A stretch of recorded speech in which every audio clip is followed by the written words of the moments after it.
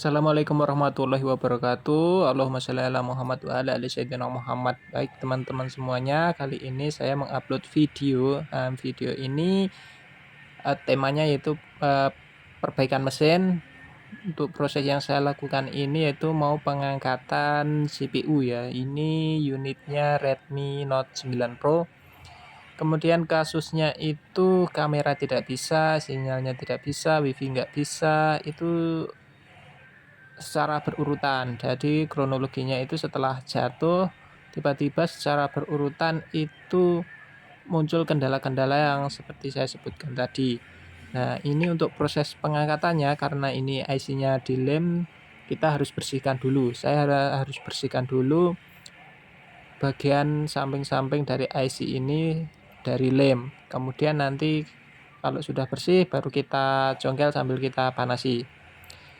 Ini saya bersihkan bagian kanan, kiri, atas bawahnya supaya komponen-komponen di sekitar IC itu tidak ikut terangkat pada saat saya mencongkel IC CPU-nya. Dan jangan lupa juga untuk menutupi bagian yang kira-kira itu berbahaya. Nah, untuk kasus ini pada saat proses pengerjaan ini saya menutupi bagian IC memorinya ya dengan aluminium foil itu berlapis-lapis, bisa 5, 6 sampai 7 lapis itu.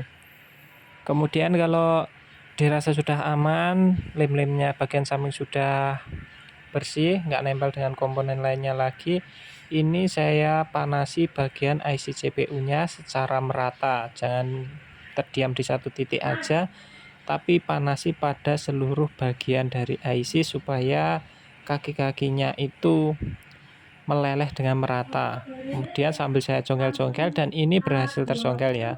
Ini aman, bagian kakinya juga tidak ada yang terlepas.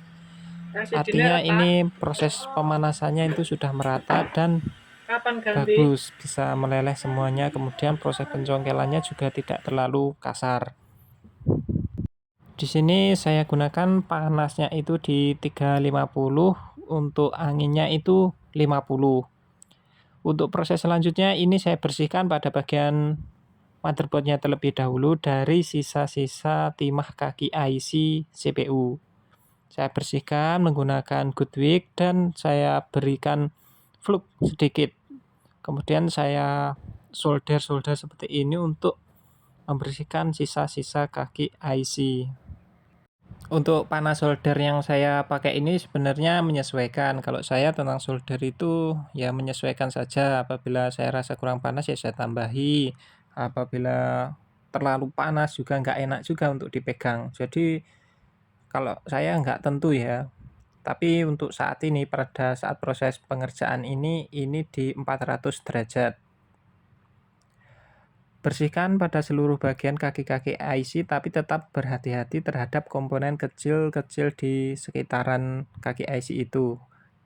Terutama berhati-hati pada saat proses pembersihan di dekat resistor, karena resistor itu apabila hilang ya bisa mengakibatkan mati atau bahkan bootloop.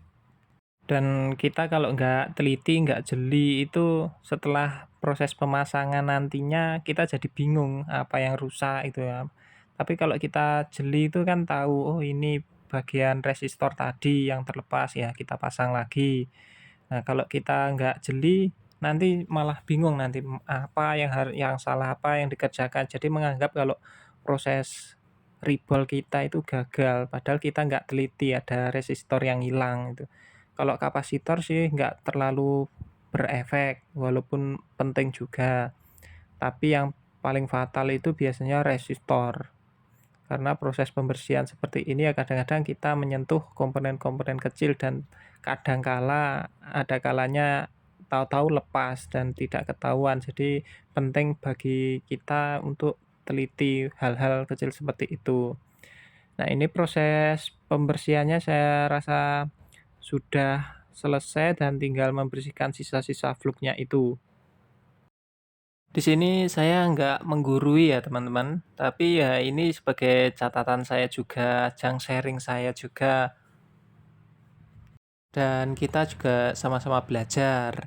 Terutama teman-teman yang belum pernah angkat CPU ya, seperti inilah realnya ya. ini nggak ada yang saya skip ya proses pengangkatannya ini. Paling nanti saya potong video pada saat proses lainnya, misalnya pada saat pindah ke proses ribolnya, itu saya hentikan sebentar. Nah, bersihkan semua sisa fluk. Ya, kalau aku menggunakan tisu yang saya celup ke bensin pertalite.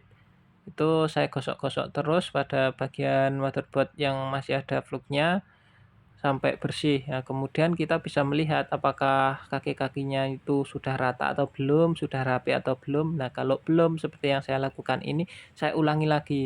Saya gosok-gosok lagi menggunakan Goodwick dan solder sampai saya rasa itu seluruh bagian dari sisa kaki IC itu bersih. Jadi nanti pada saat proses pemasangan itu bisa presisi. Dan ulang-ulangi terus ya, Lur. Ulang-ulangi terus sampai semua sisa-sisa kaki IC itu hilang dan rata.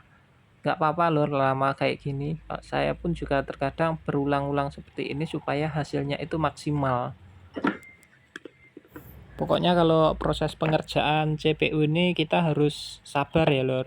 Harus sabar, harus tenang, pokoknya bersihkan sisa-sisa fluk itu, kemudian belum rata, ulangi lagi, kita gosok-gosok lagi dengan solder dan Goodwick, kemudian kita cek lagi. Kalau perlu menggunakan mikroskop ya Lur. Di sini saya menggunakan mikroskop ya biar lebih detail. Teman, ini mikroskopnya nggak kerekod ya. Tapi ini saya menggunakan mikroskop supaya saya lebih yakin kalau ini kaki-kakinya tidak ada yang lecet, tidak ada yang menyatu. Nah, ini kalau proses pembersihan ini kita nekennya terlalu kuat, ini antar kaki itu bisa saja menyatu ya. Tapi kalau sudah menyatu itu mau nggak mau ya kita harus pisahkan menggunakan lem UV. Nah, itu